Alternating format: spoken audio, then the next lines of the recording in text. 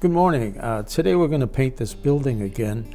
We painted it from the other side, but today what I'm interested in is the light on the building and learning to capture that light and realizing that when we're painting, we're always just painting light in the way that it affects form. So along with that, I'd like to do some washes, do multiple washes, multiple color washes, and learning to do a wash without mixing the color in the wash. So dropping one color on top of another and letting the vibration come through. That's what I'm looking for. All right, so let's get started. So what I'd like to do in the sky here is to paint the three colors and pay attention to those three colors and how they vibrate between each other. So let's start with this Aurelian yellow. And we'll use this to both wet our paper and put our first coat, our first wash on. So we can come down and, so that's Aurelian yellow. And what we could do here, it's interesting, I hadn't thought of this, but we could actually go into our buildings, into the shadow of the buildings at the same time.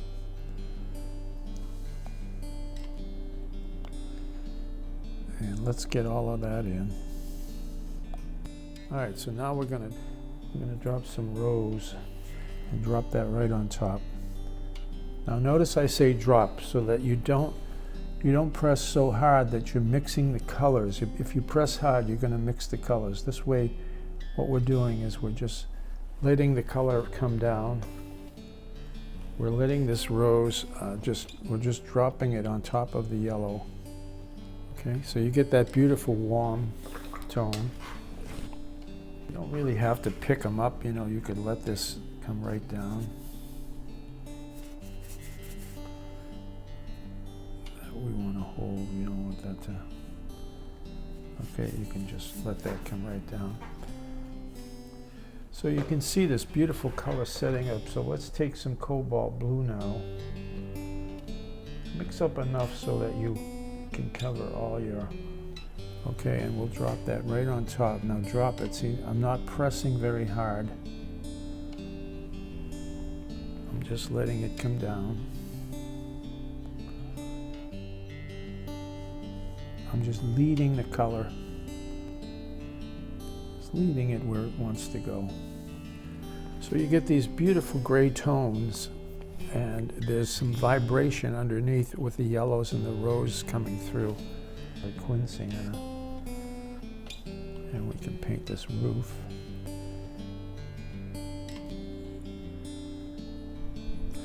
All right, while it's still damp, we can pick up that rose and this dark color and go right into our, there's a beautiful dark shadow here. And we can put that in.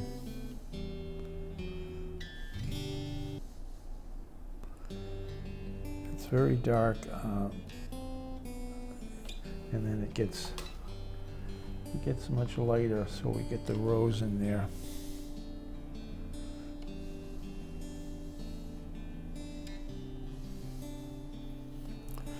And there's a little rose up here as well. We want to bring that in. Tie that whole building together. By putting in this, by painting layers of color and not mixing the color, but painting it one over the other, you get a beautiful vibration, get some beautiful color. Okay, we could get some of the detail in now. Just going to paint some shadows underneath.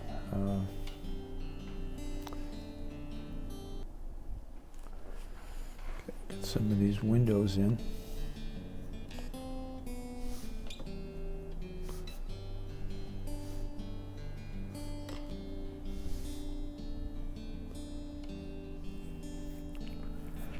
Okay, I'm going to paint a little. This is a little darker, so I'm going to make this. And what that will do is put some light on that chimney. Okay, I think that's, you know, we could keep going with this, and what I'd like to do is get some nice shadow on this, some nice violet shadow on this. I'm going to keep it the same color. I don't want to get into yellows here. Just keep that. So we got another building over here.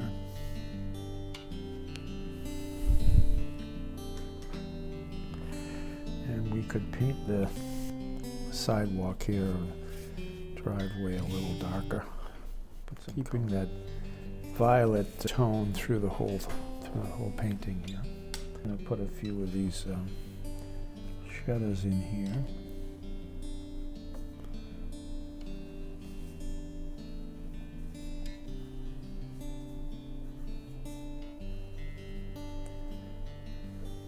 All right, so there's a lot of trees.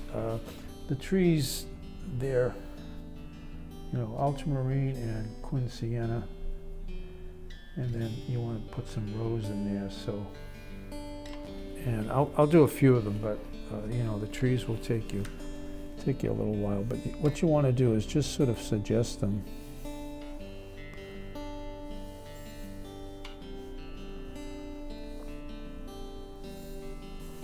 And what I like to do when I put a stroke in like that, that's all one shape, you just want to take a towel and maybe lighten up one area or another, and that will show some light on the branch.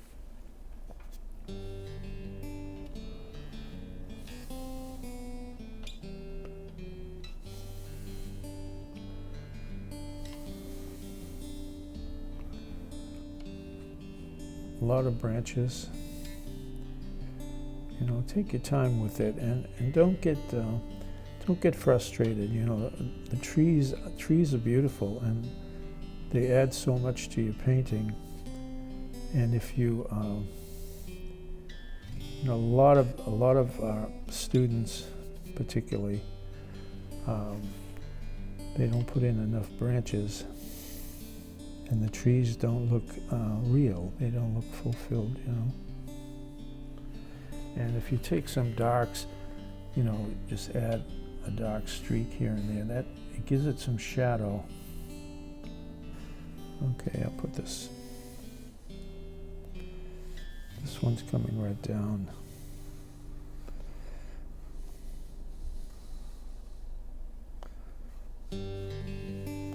It's amazing how long branches are, you know, when you look at them. I mean, they're, you know, 10, 12 feet long. Anyway, so you get the idea. It's really important to get enough in there. And it's, you know, there's a lot of them in here and a lot coming in here. You know, you can, it'll be much lighter back here. A lot of branches, a lot of stuff going on. Okay, now, and you have this big one in here. Whether or not you want to put that in, you know, is totally call.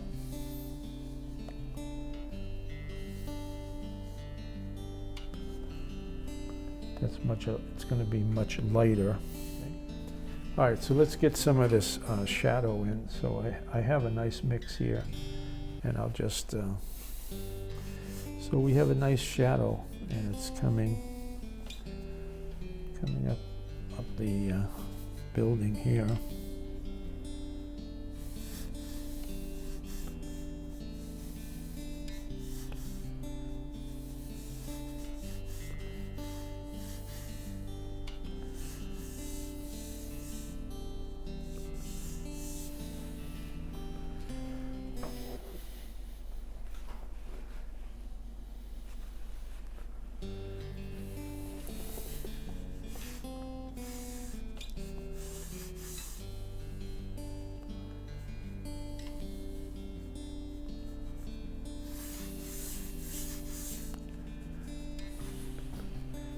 We have a few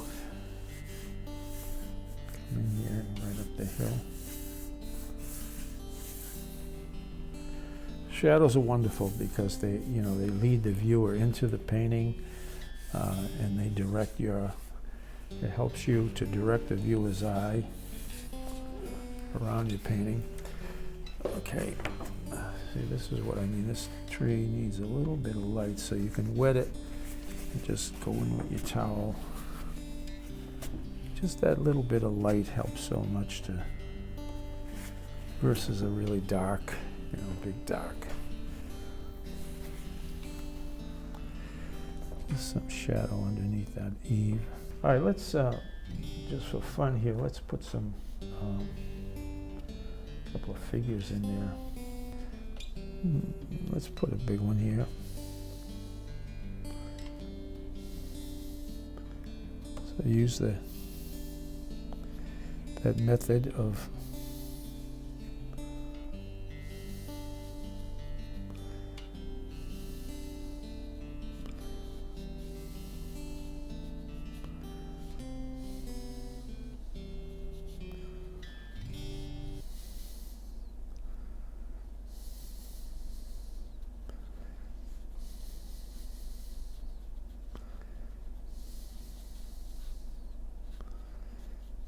okay, just a couple of figures.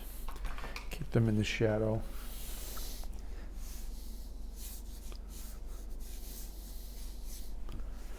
If you want, you can give them a little color. Or maybe you can just keep them rose.